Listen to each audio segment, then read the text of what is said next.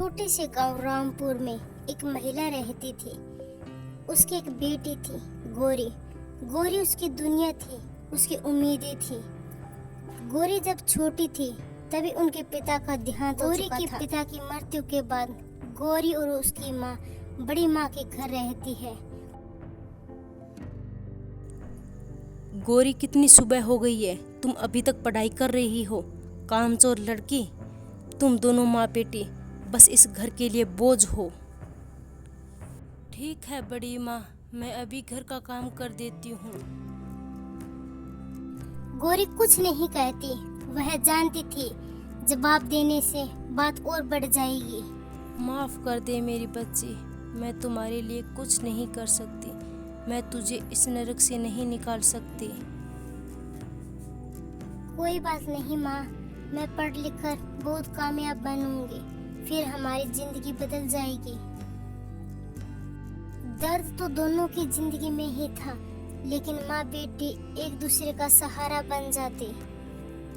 गौरी सुबह जल्दी उठकर घर का सारा काम करती थी।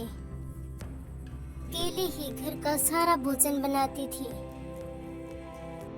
एक कामचोर गौरी, हमें भूखा मारकर ही भोजन लाएगी क्या? कब तक तुम्हारा इंतजार करूं? गौरी के बड़े पापा ये सब देखकर बहुत दुखी होते थे, लेकिन कुछ नहीं कह पाते। वह जानते थे वह बोले तो और बात ज्यादा बढ़ जाएगी।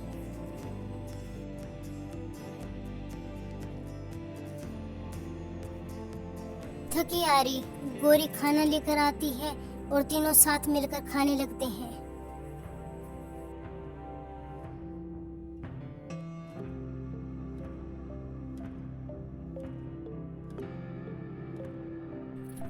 सब लोगों को खाना खिलाने के बाद गौरी रसोई में आती है।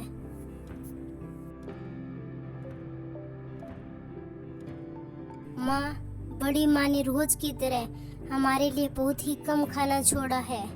कोई बात नहीं मेरी बेटी, हमें जो भी मिला है हम उसे खुशी खुशी खा लेंगे। गौरी और उसकी माँ को जो भी मिला वह खुशी खुशी खाने लग जाती है और कोई शिकायत नहीं करती। गौरी पढ़ना चाहती थी, किताबों से उसे बहुत प्यार था।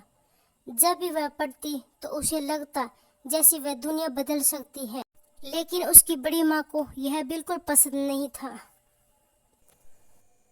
पढ़कर क्या कलेक्टर बनेगी कामचोर लड़की? मेरे लिए चाय बना दो। ठीक है बड़ी माँ, मैं आपकी चाय अभी बनाकर आपके कमरे में पहुंचा दूंगी। गौरी रोने लग जाती है और मन ही मन सोचती है, हे भगवान, मैंने इन लोगों का क्या बुरा किया था? ये लोग मुझे बिल्कुल भी पढ़ने नहीं देते। गौरी अपनी बड़ी माँ के लिए चाय बनाकर लाती है। सुन गौरी, आज मेरा और मेरी बेटी का गाजर का हलवा खाने का बहुत मन कर रहा है, और तुम जाकर जल्दी से ठीक है गाजर का बड़ी हलवा माँ, बना मैं दो। अभी बना कर लाती हूँ। जानबूझकर बड़ी माँ गौरी को कुछ ना कुछ काम बता देती ताकि वह पढ़ाई ना कर सके। गौरी को दुखी देखकर गौरी के बड़े पापा उनके पास आते हैं। बेटी, मुझे माफ़ कर दो। मैं तुम्हारी इस घर में कोई मदद नहीं कर सकता, लेकिन मैं तुम्हारी एक अच्छे घर में शादी ज़रूर करवा सकता हूँ। कोई बात नहीं बड़े पापा, आपने हमें आपके घर में जगह दी हो, यही बहुत बड़ी बात है।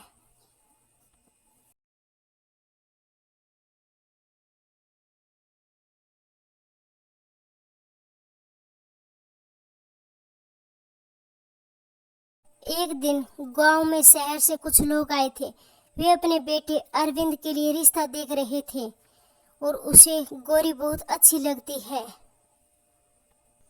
गौरी, तुम क्या चाहती हो? क्या तुम इस रिश्ते से खुश हो? मेरे बस इतने ही अरमान है। मैं अपनी माँ के लिए कुछ करना चाहती हूँ। मेरी माँ का मेरे अलावा कोई नहीं है इस दुनिया में। गौरी, मैं इस तुम्हारे फैसले से बहुत खुश हूँ। कुछ ही दिनों में गौरी का विवाह अरविंद से हो जाता है। गौरी का अपने ससुराल में गृह प्रवेश होता है। गौरी बेटा, तुम यहाँ बहू की तरह नहीं, मेरी बेटी की तरह रहना। गौरी की आंखों में पानी आ जाता है। वह सोचती है, मुझे अपने मायके में दुख के सिवा कुछ मिला ही नहीं। यहाँ मेरी सासू माँ कितनी अच्छी है।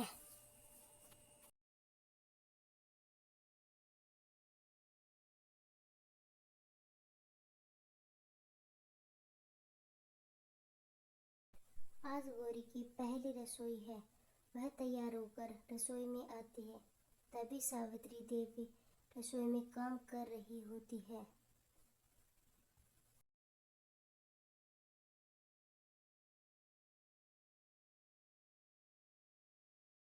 सासू माँ, आप ये क्यों कर रही हो? खाना मैं बना लूंगी, आप आराम करो। नहीं गौरी बेटा, तुम इतने बड़े परिवार का खाना अकेले कैसे बना पाओगी? तो ठीक, हम दोनों साथ मिलकर बना लेते हैं। गौरा और सावित्री देवी एक साथ मिलकर खाना बनाने लग जाती है। अरविंद जी, मैं बुटीक खोलना चाहती हूँ और मैं अपने पैरों पर खड़ा होना चाहती हूँ। ठीक है गौरी, तुम जो भी करना चाहती हो उसमें मैं पूरा सहयोग करूँगा। क्यों ले लूँ? गौरा के बुटीक खोलने पर अरविंद बहुत खुश होता है और अगले ही दिन शहर में उसे एक बुटीक खोल कर देता है। अगले दिन गौरी शहर में एक नया बुटीक खोलती है। उसमें अरविंद ही नहीं, उनकी सासू माँ भी उनका खूब सारा सहयोग करती है।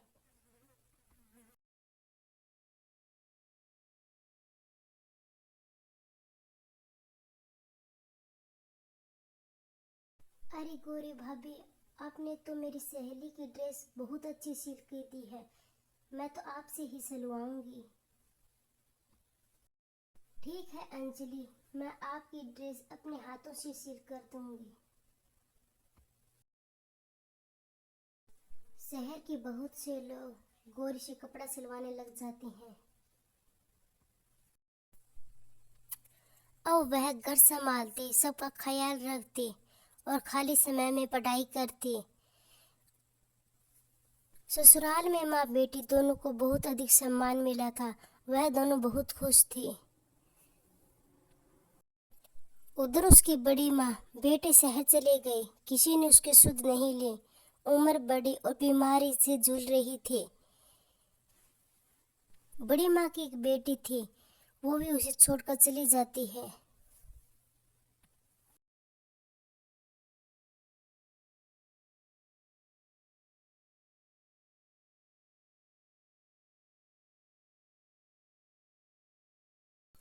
सरोज दी, आप कितनी बीमार हो, आपने हमें बताया ही नहीं। हम आपका ख्याल रखेंगे। मुझे माफ़ कर दो तुम दोनों। मैंने तुम दोनों को कितनी तकलीफ़ दी और आज जब मैं बीमार पड़ी हूँ तो तुम दोनों मेरे पास आ गई। उन बातों को भूल जाओ बड़ी माँ। अब हम आपकी सेवा करेंगे और आप बिल्कुल ठीक हो जाओगी। गौरी और उसकी माँ ने सरोज का बहुत अच्छे से ध्यान रखा। इसी कारण वह बहुत जल्दी से स्वस्थ हो गई। अब सरोज को अपनी गलती का एहसास हो गया और वह पहले जैसी नहीं रही। वह बहुत सुधर चुकी थी। अब पूरा परिवार बहुत खुश था।